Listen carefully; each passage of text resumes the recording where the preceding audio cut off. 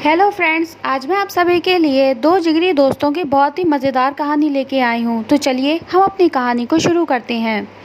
एक गांव में रोहित और सूरज दो जिगरी दोस्त रहा करते थे।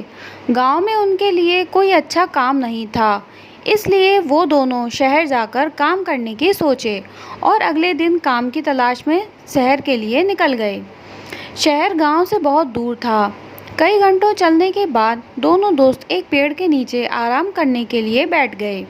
रोहित सूरज से कहने लगा कि शहर अभी 4 से 5 किलोमीटर दूर है, लेकिन सूरज ने कहा कि नहीं, शहर मात्र 2 से 3 किलोमीटर ही दूर है।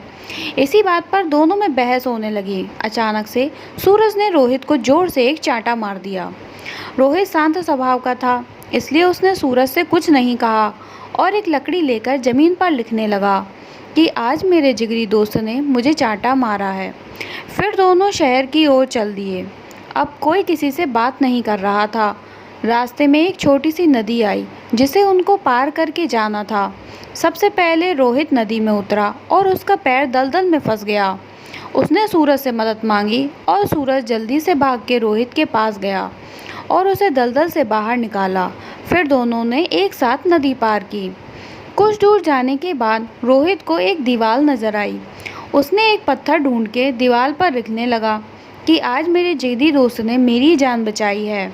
ये देखकर सूरज ने रोहित से कहा कि जब मैंने तुम्हें थप्पड़ मारा था तो तुमने वहीं पर ज़मीन में उस बात को लिख दिया था, और अपनी जान बचाने वाली बात को तुम नदी के किनारे भी लिख सकते थे, तो इतनी दूर इस दीवार पर क्यों लिख रहे हो।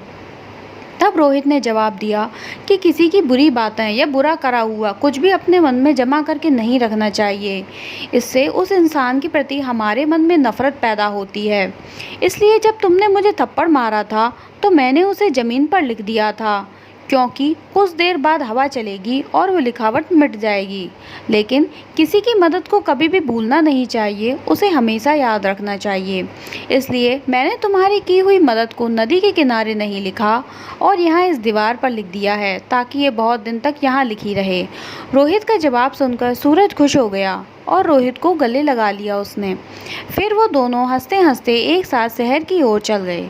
तो दोस्तों, हमारी ये कहानी यहीं ख़त्म होती है तथा इस छोटी सी कहानी से हमें ये सीख मिलती है कि हमेशा दूसरों की अच्छाई को अपने दिल में जगह देनी चाहिए। इससे हमारे रिश्ते उस इंसान के साथ और भी अच्छे होते हैं। तो दोस्तों, आप लोगों को मेरी कहानी कैसी लगी प्लीज़ कमेंट बॉक्स में ज़रूर बताइएगा। पसंद आई हो तो कृपया इसे लाइक करें और मेरे चैनल को सब्सक्राइब करें। आज के लिए इतना ही, तब तक के लिए धन्यवाद।